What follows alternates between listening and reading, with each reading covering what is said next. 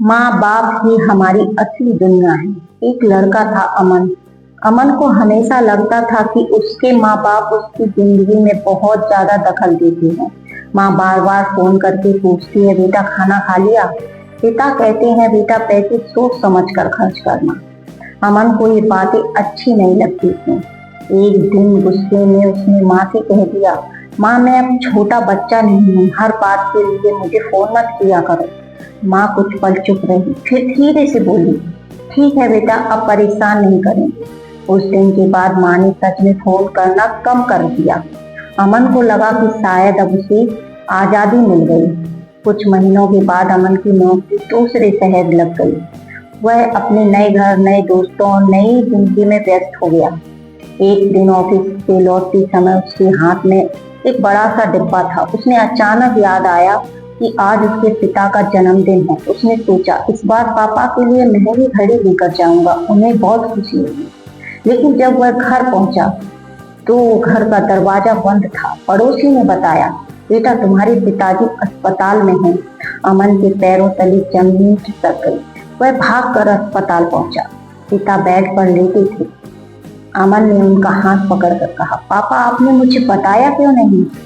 पिता हल्की मुस्कान के साथ बोले, बेटा तू परेशान हो जाता इसलिए नहीं बताया।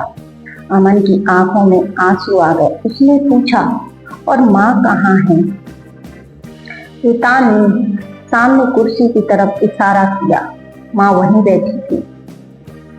अमन उसके पास गया और उनके हाथ पकड़कर रोते हुए बोला, माँ आप मुझे माफ कर दो।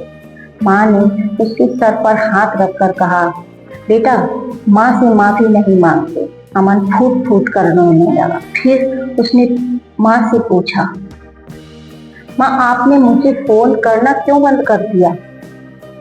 माँ ने मुस्कुरा कर कहा, क्योंकि तुमने कहा था ना बेटा कि तुम बड़े हो गए हो।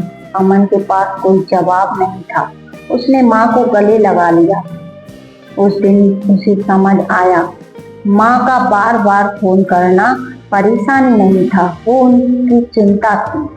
पिता का बार बार समझाना तो तुक नहीं था, वो उसका अनुभव था।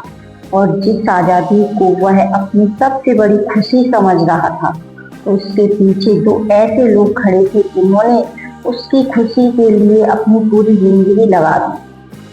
अमन ने उसी दिन फैसला किया, अब वह जिंदगी में कितना भी बड़ा क्यों ना हो जाए, अपने माँ बाप के लिए हमेशा समय निकालेगा।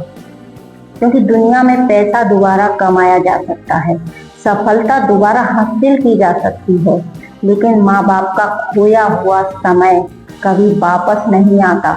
इसलिए अगर आपके माँ बाप आज आपके साथ हैं तो उनसे बात कीजिए, उनके पास बैठिए, उनका हाथ पकड़िए और बस एक बार कह दीजिए, माँ पापा आप हैं इसलिए मेरी दुनिया पूरी है।